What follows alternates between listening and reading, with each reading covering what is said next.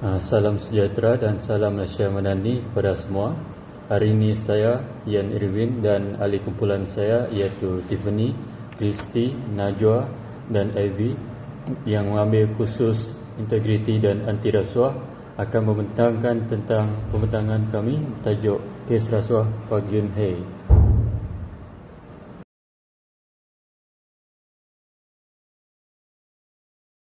Rasuah merupakan kegiatan penerimaan atau pemberian suapan sebagai upah kerana melakukan atau tidak melakukan sesuatu perbuatan yang berkaitan dengan tugas rasminya. Ia terdiri daripada 5 elemen iaitu pemberi rasuah, penerima rasuah, suapan dalam pelbagai bentuk seperti wang, balasan iaitu tujuan rasuah tersebut diberi atau diterima, serta mens rea iaitu niat jahat. Akta Suruhanjaya Pencegahan Rasuah Malaysia SPRM 2009 terbahagi kepada 4, iaitu yang pertama, menerima atau meminta suapan sebagai balasan melakukan atau tidak melakukan sesuatu perkara. Yang kedua, menawarkan atau memberi suapan sebagai balasan melakukan sesuatu tugas rasmi. Ketiga, tuntutan palsu iaitu mengemukakan dokumen palsu dengan niat memperdayakan pejabatnya.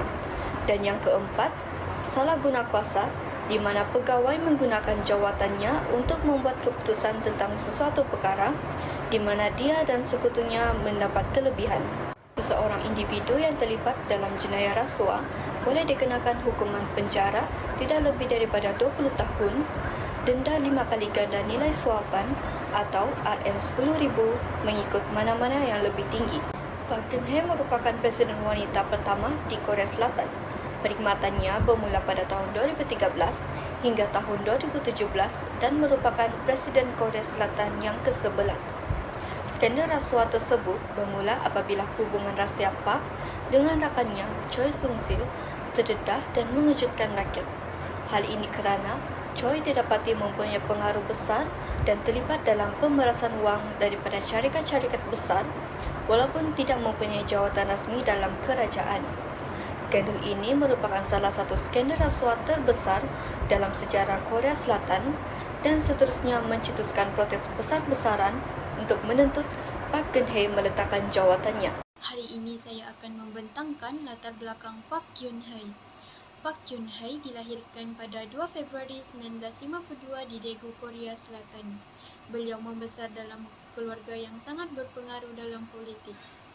Dalam pendidikan, Park Geun-hye menamatkan pengajian dalam bidang kejuruteraan elektronik di Universiti Sogang pada tahun 1974. Beliau merupakan anak sulung kepada Park Chung-hye yang pernah menjadi Presiden Korea Selatan dari tahun 1963 hingga tahun 1979. Ibunya pula bernama Yoo Kyung-soo. Kedudukan bapanya sebagai Presiden memberi pengaruh besar dalam kehidupan awal beliau.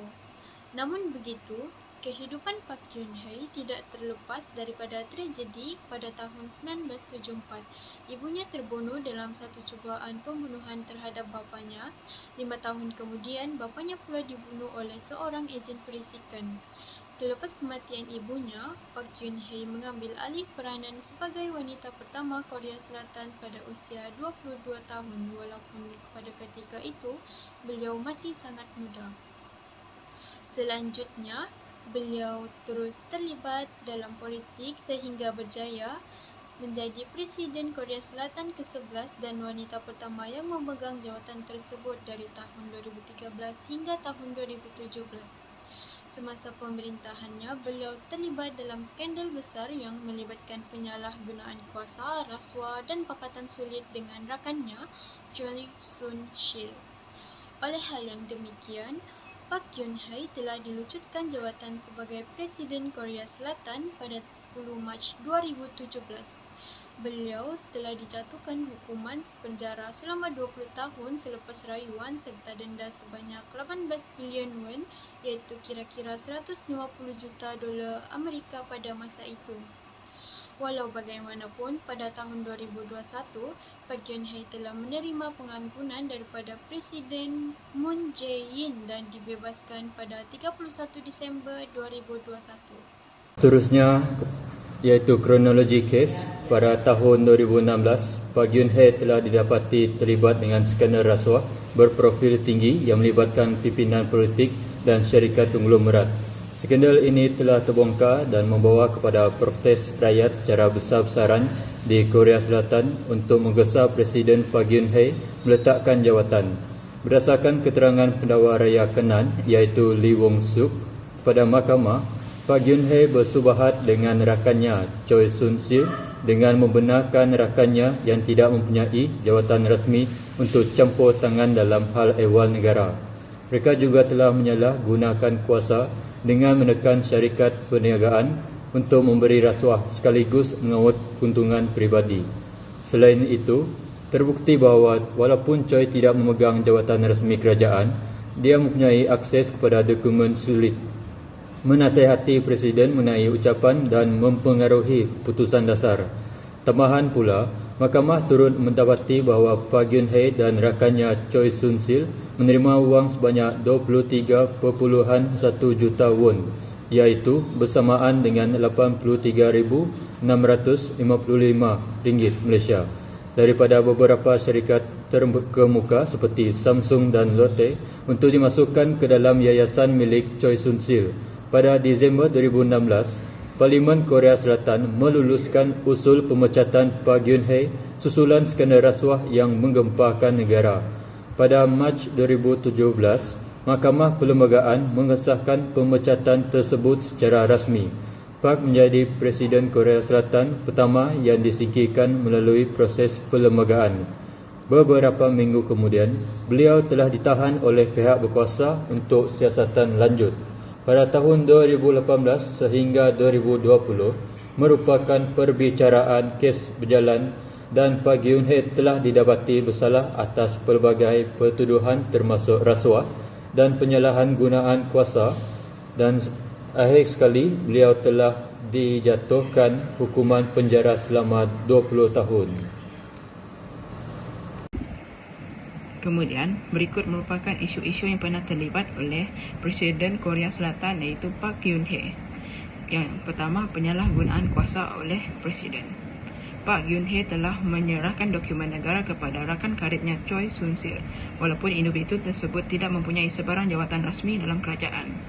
Selain itu, sebanyak 44 dokumen sulit negara telah dibocorkan kepada Choi Soon Sil yang jelas melanggar prinsip kerahsiaan negara dan keselamatan negara. Seterusnya, tindakan ini menunjukkan bahawa Presiden gagal mematuhi tanggungjawabnya seperti yang termaktub dalam Perlembagaan Korea Selatan Artikel 66, iaitu kewajipan menjaga kepentingan negara dan menjalankan kuasa secara berintegriti. Dan akhir sekali, kes ini membuktikan wujudnya kelemahan dalam sistem semak dan imbang terhadap kuasa eksekutif di Korea Selatan, sehingga penyalahgunaan kuasa dapat berlaku tanpa kawalan yang berkesan. Seterusnya, isu yang ketiga ialah kegagalan menjaga integriti dan amanah. Sebagai ketua negara, Pak Gyun He sepatutnya menjadi teladan dalam memelihara integriti dan etika kepimpinan. Namun begitu, tindakannya telah mencemarkan imej serta kewibawaan institusi kepresidenan. Akibatnya, reputasi Korea Selatan turut terjejas di peringkat antarabangsa. Dan lebih membimbangkan, rakyat telah kehilangan kepercayaan terhadap institusi kerajaan dan sistem pentadbiran negara. Kemudian, isu yang keempat ialah rasuah korporat berskala besar. Pak Gyun He dan Choi Soon Sil didapati memaksa syarikat besar seperti Samsung dan Lotte untuk menyumbang kira-kira 280 juta kepada yayasan yang dikawal oleh Choi Soon Sil. Sebagai contoh, Samsung telah menyumbang lebih 43 bilion won serta menaja latihan dan aktiviti sukan anak Choi Soon Sil di Jerman. Sumbangan tersebut diberikan sebagai balasan kepada kemudahan dasar dan layanan istimewa daripada kerajaan. Keadaan ini telah merosakkan prinsip persaingan perniagaan yang adil dan membuktikan kewujudan rasuah serta secara sistematik dalam pentadbiran negara.